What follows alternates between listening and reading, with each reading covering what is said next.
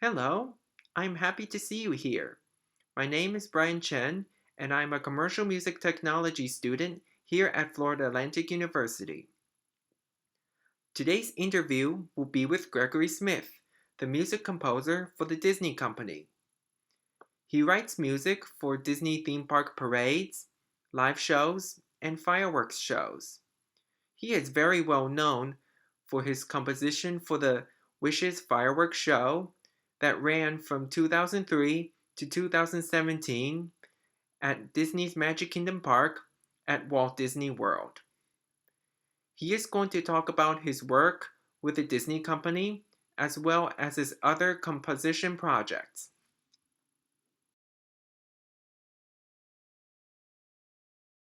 Disney's laying off a bunch of folks from their theme parks, which means they don't have demand for new productions. And by the way, most of the work I would do for Disney would be either parades, live shows, or fireworks shows. And those are the big gathering shows that they've canceled. So it might be a little bit of a perfect storm for me. Chris, your question was about am I busy? Of course, I'm finding all kinds of stuff to do, and there's miscellaneous things I can always do as a composer. For the rest of your life, you'll always be able to find something to do. Now, whether it pays money or not is a whole nother question. But I've gone back to practicing the piano. What the heck is that about, right? It's been a long time since I've had the time to practice the piano, but I'm determined to up my musicianship during these quieter times. I've always done ear training first thing in the morning. I have a app on my phone called Better Ears. I'm trying to maintain my musical integrity when the paying jobs aren't as plentiful as they were. I'm doing some gratis work. I just premiered a new piece last week with the Fort Collins Symphony. If you've looked at my website, you probably noticed I do a pretty decent amount of educational concert works for orchestras. It's a very important part of my existence at this point. I really enjoy it. And of course, live audiences have gone away, right? Well, certainly a young, large live audience is not in the best interest right now. So the educational concerts are hard to work out. But with that said, I wrote a new piece that was premiered by the Fort Collins Symphony to about 23 people in the audience last Monday, and they're going to stream it to their school system in lieu of bringing in the 4,000 or 5,000 kids that they normally would. So that's a very positive thing, and I enjoy having the opportunity to do some of those kinds of things, as well as creating projects of my own. I'm quite moved by the passing of Ruth Bader Ginsburg, and so I went online and found one of her more poignant speeches, and I've been scoring to it. And if you guys know anything about scoring to dialogue, I hope that's part of your studies. It's one of the harder things to do because your music can't be too dominant, but it has to be more than wallpaper. And so it's always a challenge to write behind dialogue. But in this case, I'm trying to tailor it to her words, which are very well chosen in this speech, and then have my moments when possible. There's no limit to the things you can find to do, and also it's a good exercise. It's a good drill for me. Other than that, I just keep going. It's really odd, difficult times, and I'm just so glad you guys are still at it too. And in fact, tell me, are you doing in class, or are you all holed up? No, we are all doing online classes, which have been Okay. working out really well, though, to my surprise. So, yeah, fortunately, we're able, like you said, to keep moving forward. Yeah, I think we have to, and in preparation for when things are wide open again. And so I like to think that the human spirit is such that we're going to come out of this with something even better. What is your creative process when composing and writing song? It helps me to know what kind of song I'm writing, so that, for instance, I'm task oriented. I'm not real good when I don't have anything to do and I have to find, oh, I'll just write a song. I'd rather have an assignment. Like if Disney asked me to write a song and for one of the shows I'm working on, I want to know what kind of song it is, how it takes place. Is it dance oriented? Is it contemporary? Is it traditional? Is it Broadway? Whatever. Because I'll put myself in the mood of that song, which includes, if it's a guitar-based song, I'm probably going to do some work on guitar just to get the inspiration from that instrument, and also to limit my vocabulary because I'm a rock and roll guitarist. Started out in rock and roll a long time ago, and that's where I began, and that's an important part of my musical lineage, I suppose. So, but my chops stop about 1976. so So, my chord vocabulary on guitar is not anything like what it is on piano. So it automatically kind of gives me the limitations I actually need to pull off that kind of song if I want to write it. And likewise, if it's a Broadway song or something different, I'll go to the piano and where I'll try to play around in the style but to be honest with you, one of the best ways for writing songs, as well as anything I do creatively, is to not be even touching an instrument. If there's a melody, and let's face it, most of the melodies I'll be asked to write are diatonic. They're not particularly chromatic or wacky, so I can imagine them. And the best tunes, the best musical ideas, the best grooves, they usually happen free of keyboard or guitars. Those are my favorite ideas because they are not constrained by the instruments or my ability to play an instrument. However, very often I'll have deadlines. So I can't wait for inspiration to strike me away from an instrument. So I have to conjure. I do a lot of conjuring in different ways. Getting back to the song question, Gabby, I don't want to stray too far from it. The lyrical idea is very important too, because most often a song wants to have some repetition built into it. So to get a hook going, to get the semblance of a chorus going, that's the first thing I'll work over. And especially if I've been given direction by someone, they want the song to be about this or that, and I'll maybe make a list of subjects or words or phrases that pertain to this or that, and see if there's some musicality in it. See if it has a rhythm of its own.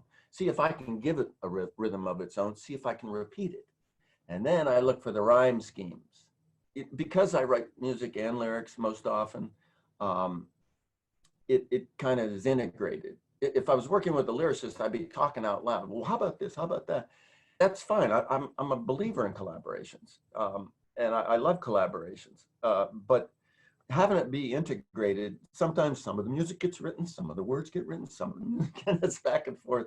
And if I were to go inside and see what it looks like in there when this is going on, I don't know if I'd ever write another song. I don't think I want to know how strange it might be in there.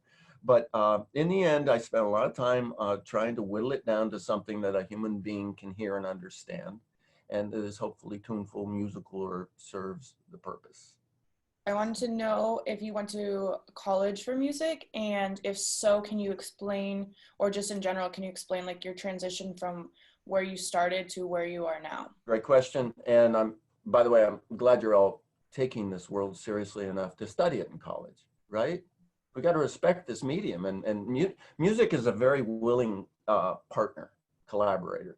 I studied piano and guitar as a kid. One of those went better than the other, the guitars. I wanted to be a rock and roller, and so I wanted to play in bands, and the piano did not work well until I was 17. I got real serious about music, and I wanted to know how to read it and write it and all of that. So I got serious at age 17, went to Youngstown State University in Ohio. I majored in music composition, but you had to declare a major instrument to concentrate on, and I was piano concentration. It was a good, as you probably know, keyboard is a good learning tool.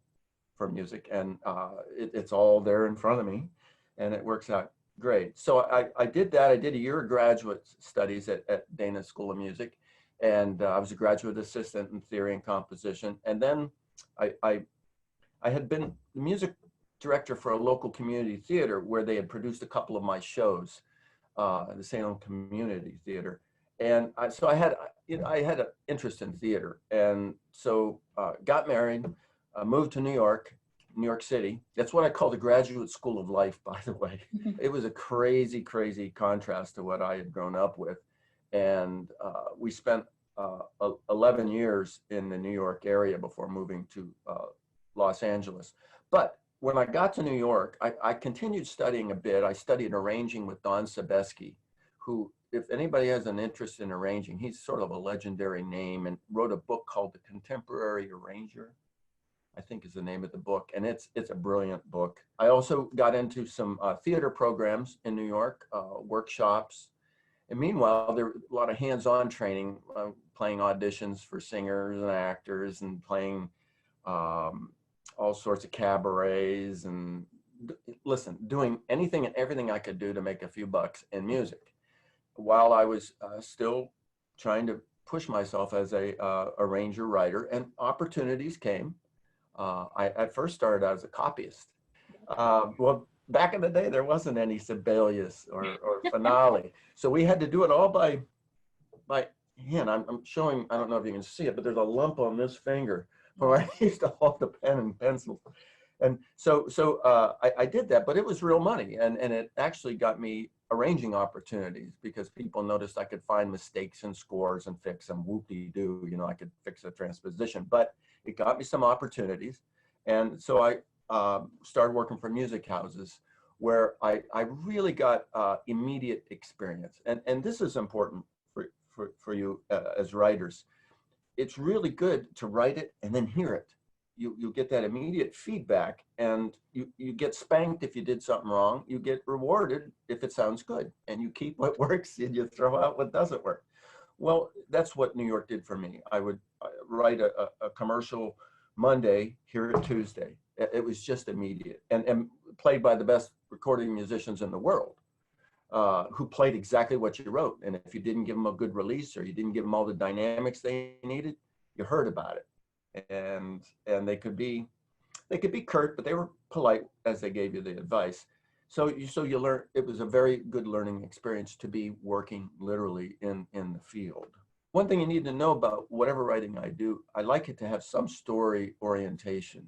So theater worked, film, always wanted to score films, and I still do most of these things. Where I get stuck is when there isn't some story implication. Yeah. I need to be driven by something to get me to the end of the song, or what purpose does the song serve in the story? It's just the way I work. So that's the way I've gone to this day. And if I have to write a song, I'd probably give myself some kind of story circumstance to write it. I want to let you know, Greg, I am really of a big Disney fan. I enjoy Disney World and enjoy the fireworks there. So my question is, what inspired you to write music for Disney fireworks shows and parades? Well, Disney has been great to me, and I like to think I've tried to return the favor. First of all, Disney, they do that magical thing that I grew up with, watching TV on Sunday nights when the Wonderful World of Disney was on, and I was blown away by it. And eventually, I went to a theme park, I think when I was in 8th grade or something. And I remember telling my father, and by the way, it's a long trip from Ohio to, at that time, the only park was Anaheim. So it was a big trip, and one of a kind. So I remember telling my dad, I said, geez, Dad, someday I want to work for Disney.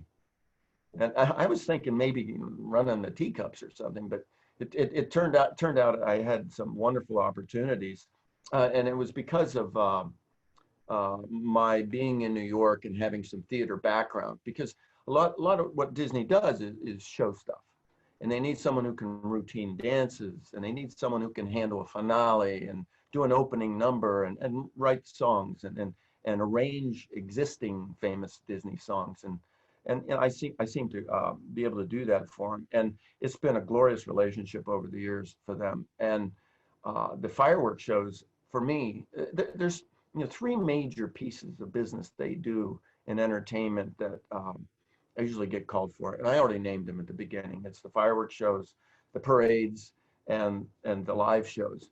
But for me, the fireworks shows are the most gratifying because it's like a ballet in very many ways. The fireworks takes shape and form and opens up over time. There's motion, and it's a little freer for the composer to score and carry on. At the bottom of the list are the parades because they're so repetitive.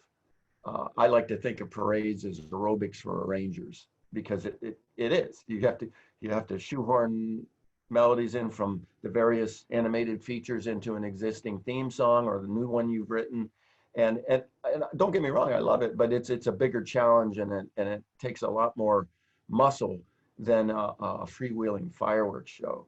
And the live shows themselves are more like musicals, usually 20, 25 minutes. But one thing Disney guarantees you, guarantees me, are production values. I've been lots of places in the world because of Disney. We record with the Los Angeles musicians who they're absolutely wonderful, the best recording musicians in the world. And then there's the London musicians. It's not uncommon for Disney to record at Abbey Road with a large orchestra and a world-class engineer sitting behind the console. You think you might like that? I love that. And that means here we go. We're back to the integrity of the music. That means they respect the integrity and the production values of the music. And that agrees with me with what I told you a little earlier. So, and also, Brian, as well as I do, that there's a ton of incredible Disney songs in that treasure chest. Tons of them. Even before you guys were born, there were tons of them. And then since you guys were born, all the animated features have had the front and center of the stage. And so many great songs have come out of those animated features. I've arranged a lot of those songs many times, and I never get tired of them. One that I keep getting hit for, and it's become a little bit of a running joke, is A Whole New World. It always shows up for me, and I've done it a bunch of times, and I hope to do it again if we can get everybody back open. But it's just been a terrific musical experience, and then stir into that the fact that they care about how it's recorded, who sings it, right? I did a show last year that had a Broadway singer on it that was just fabulous, and we went to Nashville to record her. It was so terrific, and she's singing my song. It's just been such an honor. So Disney was a huge part of my childhood. Like, I have the fondest memories of coming here to Florida to vacation before I even lived here, and just spending time with my folks. And one of my fondest memory is the fireworks show, but not even the fireworks themselves, but the music, right? And that every time I hear it, I immediately am time traveled into that night. So my question is, when you are composing or arranging Disney stuff, are you aware of the impact that it has on kids all around? That's an insightful question, and it's true. I get a little caught up in the behind the scenes. In fact, that's always my correction method. I think of the little girls dressed up as princesses, because I have kids. I actually have a granddaughter now. One of the best sobering things for me is to go to the park with a kid, with a child, and see the looks on their face, hear the things they say, see them look at stuff and be excited, and then I'm reminded. Until that point, I'll confess to being a little jaded because I'm behind the scenes, and and it's not all glitter and gold behind the scenes. It's a business. And there's sometimes some contention over creative ideas.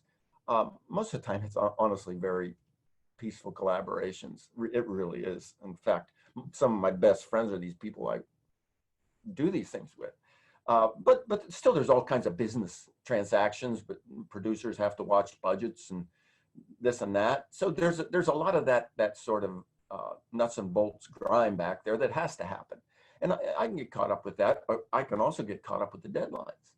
And you know, I'm so frantic to deadlines. The last thing I'm going to think about is oh yeah, and the star. You know, but you're right. I need to keep that with me all the time. And many times, especially if I'm doing a parade, because the parade comes with a whole bunch of storyboards, I'll plaster my wall, go all the way around my room with all these storyboards so I can look up and maybe get a feel for the reality of what this will look like when it's done. And that helps. That helps. As all of us or most of us are studying composition, what advice do you have for us as college students? You're doing it actually. You're studying composition.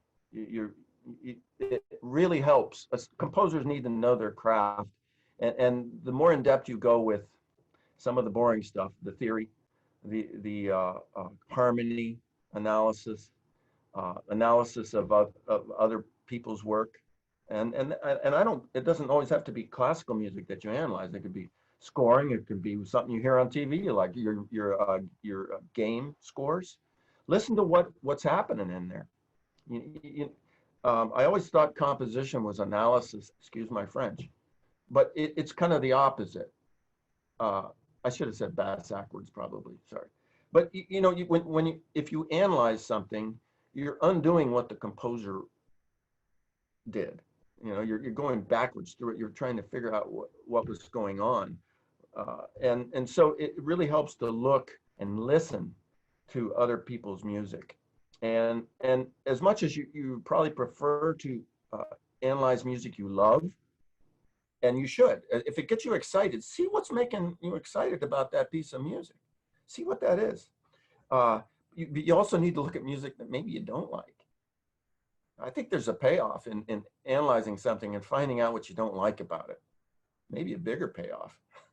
So you know, it helps you form your identity as a composer. And if you don't mind, I'd like to speak to something that's kind of important for all of us these days.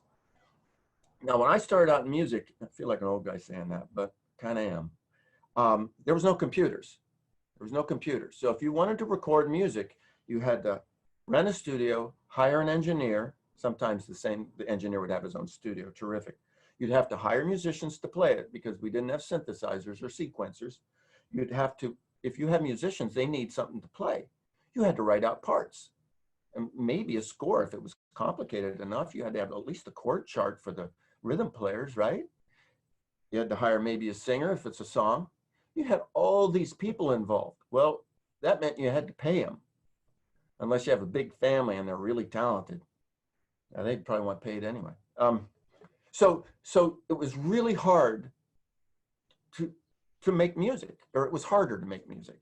And then these computers showed up. And I'm kind of grateful for having a foot in the old way and both feet in the new way.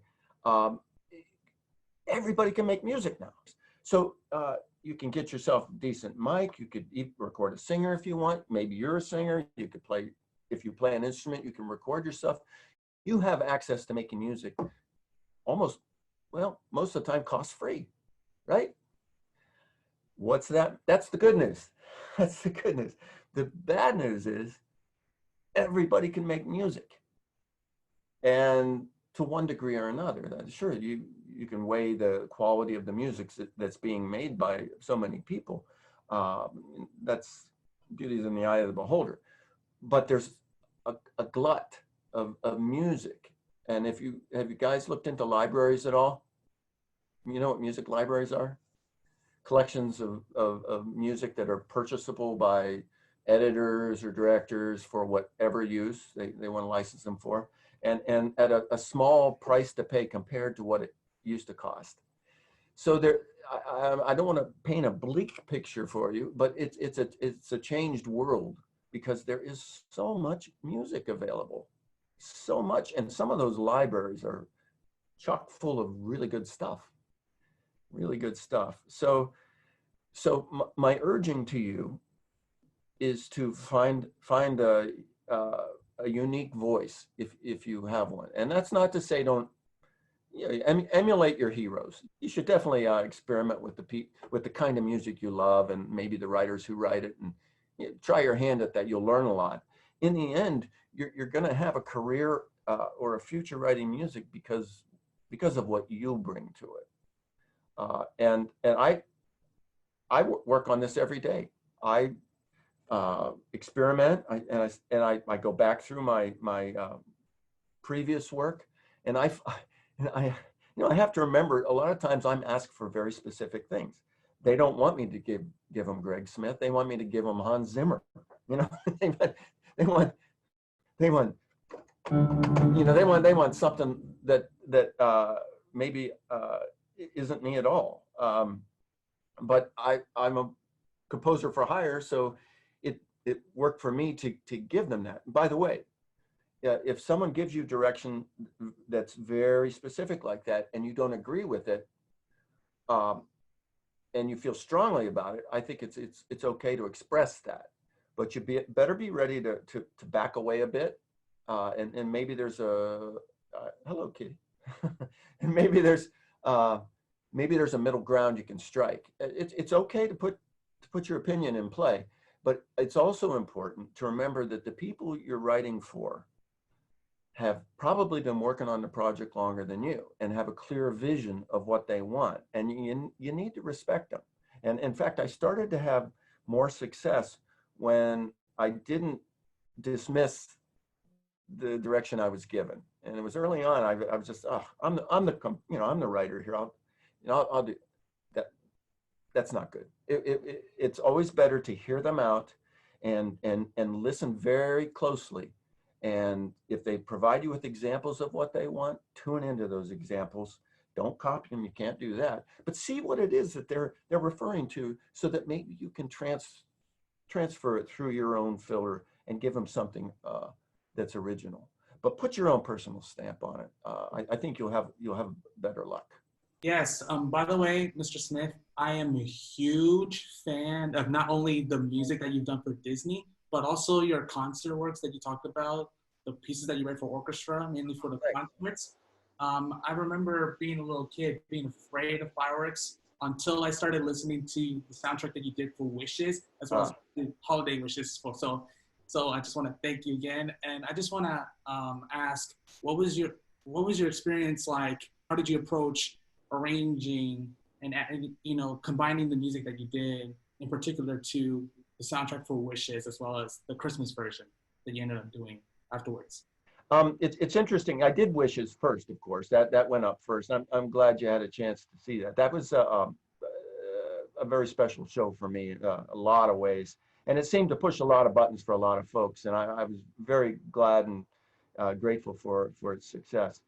So it kind of followed suit. I was working with show director Stephen Davison, who did that, and he also was brought in to do the Christmas version. And so it followed suit that I would meet up with that too. And it didn't require that I use themes from Wishes. Right near the end of Holiday Wishes, though, I do quote it.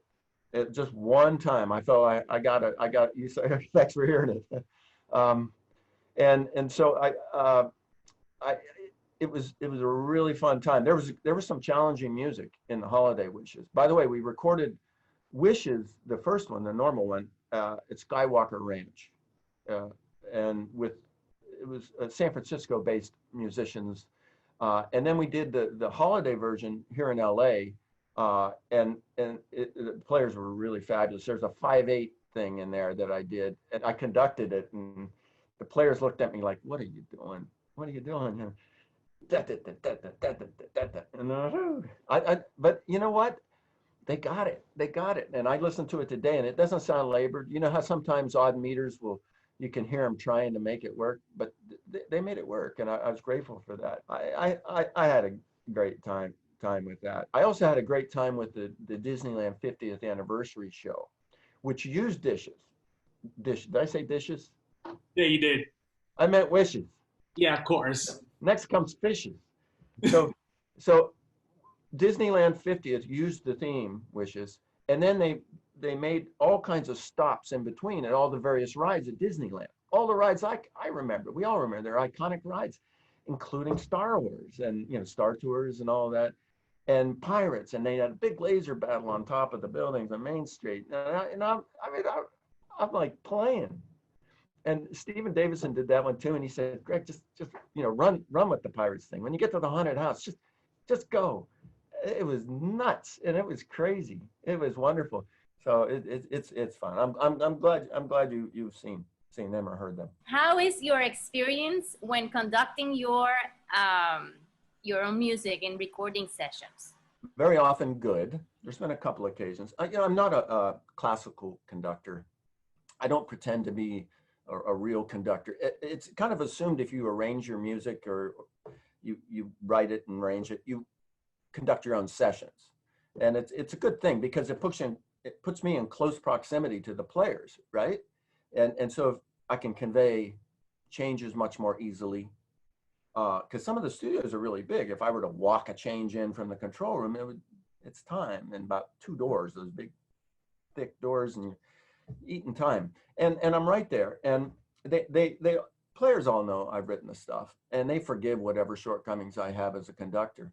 And they'll tune in though, because they know I wrote it. So if I have sensitivity to it because I wrote it, and I I put a lot of dynamics and articulations in the part in the score. In fact, in a perfect world, we play it and they shouldn't have to hear word one from me. If I've done my job well, it should all be clearly indicated. There's always some things to deal with as far as corrections. Did you mean G flat, or did you want me to carry that over? Whatever, stuff like that. A few of those things. But interpretation happens quicker, I think, if the writer is there. If I have a conductor conducting for me and I'm sitting in the control room, I'll hear better. What's being played in the control room is a nice, gathered together, homogeneous sound, as opposed to being on the podium hearing localized sounds. And so, but I would have to then comment over the talk back to the conductor my changes, my feelings, and then he or she would have to deliver the comments to the orchestra. And well, right away, I'm being perhaps paraphrased. And if there's an immediate, well, do you mean? It's just easier to be in the room, and I like it, and I have a great time. As you know, if you've written some stuff, you work a lot alone. Will you all agree with that? You do a lot of alone time. Well, on these Disney projects or other projects, you write. You're cloistered. You're a monk, really. But your payoff is you get to go out maybe a week. You go away, or you go into the city and you record with a bunch of musicians and with an engineer and the producer and director of the project, and you have a good time, and you have the social payoff at the end, and all the contribution from the players who are trying to make it sound great too, and not just so that they get another call the next time, but because they care. All these people have devoted their lives to music, so naturally, no matter how trivial it might seem to them, they know they want to make it good because it's music. They respect it. So it's a huge payoff usually. So I'm really interested in learning about the process of putting the fireworks and the music together, and I'm wondering if you have to compose it or arrange it to like a specific thing for the fireworks, or is that something that they do afterwards? That's a very in-depth question, Casey. It is. It's a good one. The show director has usually scripted this fireworks, the fireworks show. That is, there's sections, and he or she will have a very good idea of what those sections will be about length, and one of their biggest considerations is how much product they're going to have to provide for each display. In other words, if it's nightly, they have to look at, well, Wishes lasted 14 years. So they buy a load of fireworks and they have to plan for it. So there's an allotment of fireworks, and they have to think of it as a painter has so much paint they can paint with, and they want to make sure they use their paint strategically. That it's the same way with fireworks. And you're right, fireworks has different shapes, has burst patterns, and it gets very technical. Not as much for me, but the director. And when I would do them with Stephen Davison, it was actually, I'm not certain I had an iPhone with a camera at the time. I'd go in with my video camera and I would tape our meetings, because he would be very demonstrative. He would, and then we're going to do the line 6 where they shoot out like this, and he'd actually imitate the sounds, and then there'll be the big blossoming ones, and he'd do this, and I could refer back to those later. I'd mark them in my script. Okay, this is going to be a big bright moment that unfolds a little slower. It's going to be grand. I'd take down whatever details I could get. In the end, don't forget, he was basing his direction on the segment's theme. So if the segment's theme was something full of action, the music would, he would tell you, we need these songs, we need it to move, we need it to have energy. And so he could hang his fireworks on them. And then there might be accent points where he would want big things to hit so that he could burst on those with what he had in mind. And then back and forth, and I demo. You guys know what demos are, right? Yeah. Well, not really, no. You show, if you're writing music for a purpose for someone else, you show them what they can expect. So there's something to talk about. Yeah. And they could say, oh, you know what? You put it in 3/4 time. We don't want it to be in 3/4 time. You know, it's the demos can be the bane of your existence, because it you can get hung up in revisions time and time again, but they can actually be a good thing too, because it shows them what they're getting. You can express your ideas to them without having to tell them, and you don't get any surprises if you're going into a recording session. They sort of have a very good idea what they're getting. And in the case of fireworks, they'll take my demos and they'll plan their fireworks to them. Their timings, they can set their timings, because the tempo tracks won't change from the demo period, the mock-up period, to when we record it with the orchestra. The show director would take my demos. We also call them mock-ups, by the way, because my Disney stuff is most often orchestral. So I spend a lot of time emulating orchestras.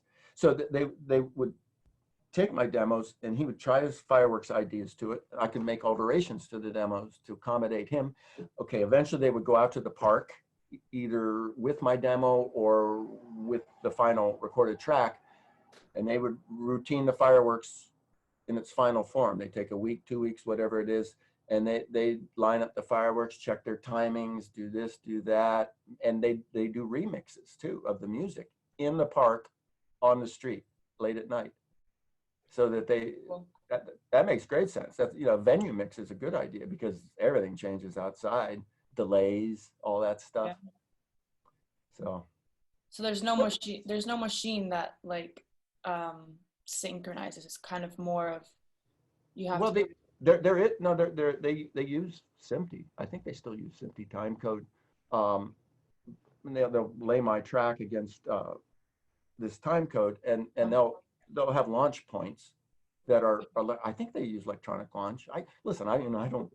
Once the music's done, they say you can go home now, Greg. But I think they use electronic launch so that it's coordinated and it's synced. But what you can't account for is if someone is standing 500 feet away or 1,000 feet away. Sound travels, 670 miles per hour, whatever it is. There's a difference every, few hundred feet. There's a big difference. So you can't account for everybody's position, viewing and hearing it. I'm sure they do some averaging, and there's some probably sweet spots for where things happen very synced up. But you can't cover it all when there's 12,000 people there, Yeah. You have to be somewhere. Still very impressive. What type of music did you grow up listening to? My parents played music. That's my first memory of it. And they liked musical theater.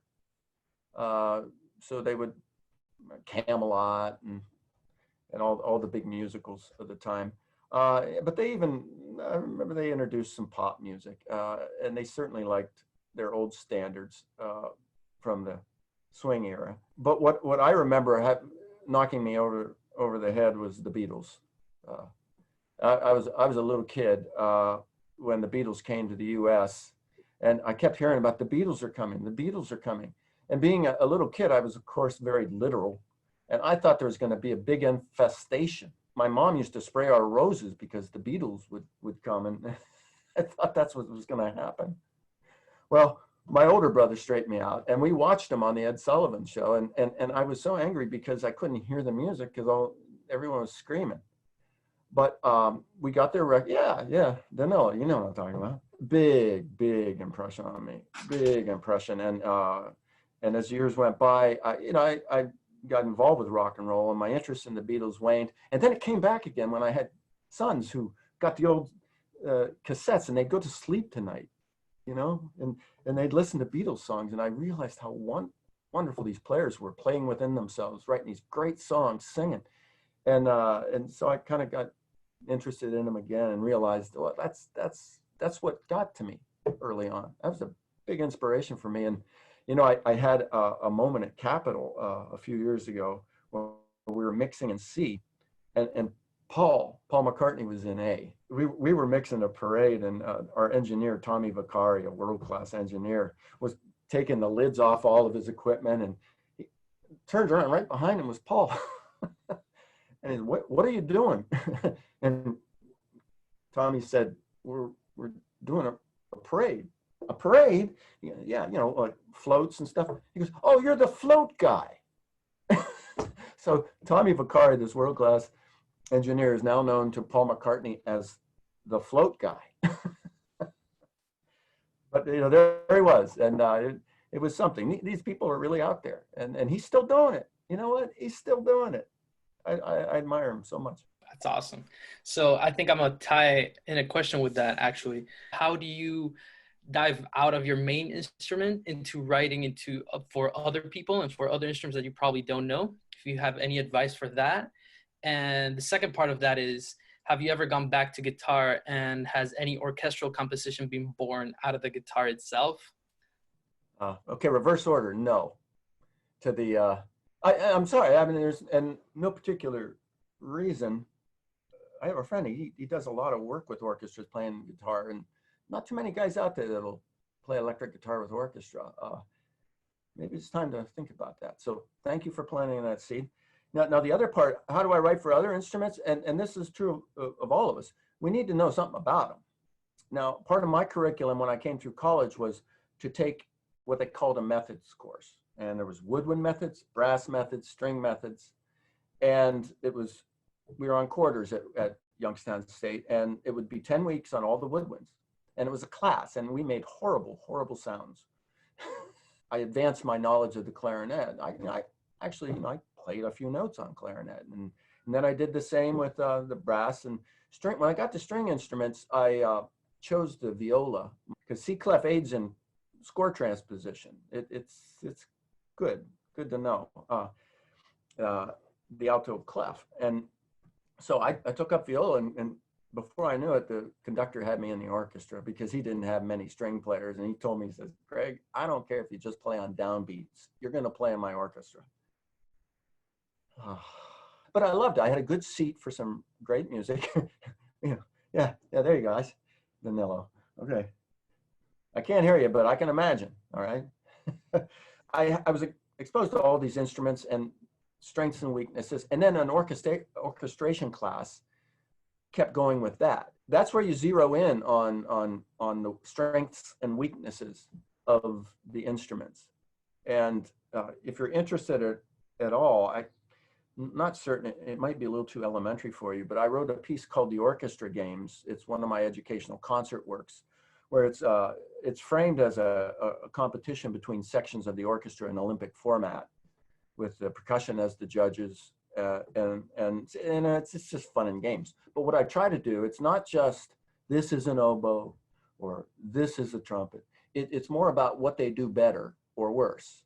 like loud notes, soft note, who plays the softest, who plays the loudest, because instruments have strengths and weaknesses. And if you want to have a successful arrangement or orchestration, you want to play to their strengths and you want to avoid their weaknesses, crossing over the break on the, and clarinet players here, the break on the clarinet. It's you know, you can get in trouble. Or how about ranges? You got to know the ranges of the instrument. The most embarrassing thing you can do if you put a chart up for a band or for an orchestra is to have written out of the range. So you need to learn about the instrument's strengths and weaknesses so you can exploit them so they can make your stuff sound good. It's always best to flatter the instruments. Thank you so much for the advice. What is one of your biggest accomplishments? If my wife sees this, or children. That would be one. That was my proudest musical accomplishments, creative accomplishments, maybe. Yeah, I would say musical creative accomplishments. Can I give you two? Of course, yeah. Divide one into like media. That would be the Paralympics I did in Salt Lake City. I think it was 2002. It was just a wonderful occasion. I did the opening ceremonies, and it used the same set, and it was in the same venue as the main Olympics. So we had all this huge thing, and I had symphony, and I had the choir, and I had Donny Osmond singing the theme song, and 45,000 screaming fans and ice skaters, and it was if you're familiar with the Paralympics, it's for people who have had accidents, who are handicapped, and many fine athletes, many of whom were training for the Olympics, got hurt. And there's just a great feel to everything we were doing, and the mountains in the background, and I got to write pastoral. Yeah, so much to tell you. We're just banging away on stuff out here, and everything's forte and accent, and this was not that. If you go on my website, there's one choir piece in my Q folder that it was from that. And it played behind dialogue being read by, I can't remember the celebrity's name. He read it live on the spot, and it was playing behind him. And it was just a wonderful feeling. I was there, and my family was there with me, and the weather cleared, and we had this big opening ceremony. And I thought, well, this is probably as good as it gets, and that kind of thing. And the other answer I wanted to give you is my collection of educational concert works, because that's been very rewarding. I narrate, and I go out and I get to narrate with orchestras, and I've appeared with some legendary orchestras I've always loved, and worked with conductors that I really enjoy performing with, and it brings musical education to a bunch of kids, and I'm not so old that I can't remember being awed by just hearing a choir sing harmony, or an orchestra play. It was being overwhelmed then is what powered me through to now. So if I keep that in mind, and these pieces translate my experience to potential kids like me and the audience, that's a good thing. I feel pretty good about that, and it's hugely rewarding. Also, I get to goof around on stage with the symphony orchestra and a bunch of kids. That's awesome.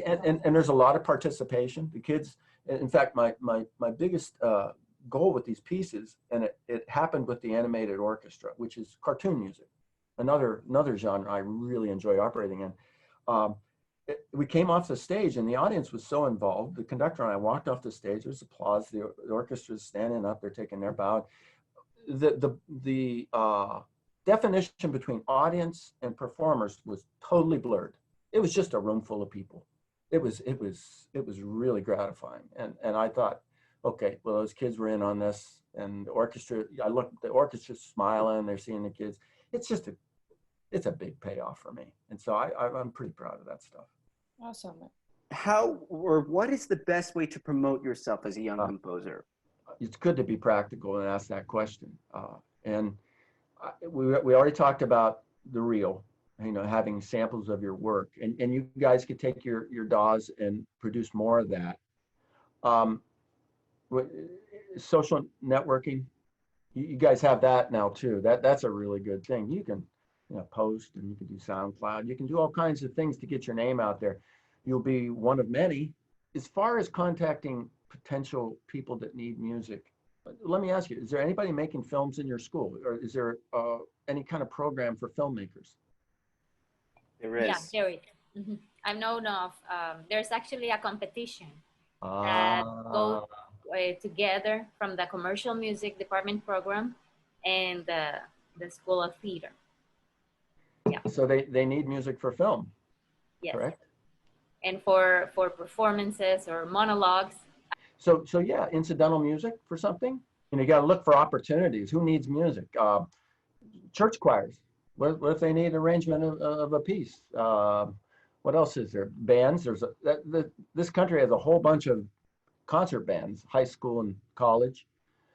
They're into music. I mean, if you want to write stuff, as far as media goes, everybody always, when I talk to students, they always say, well, how do I get into writing game music?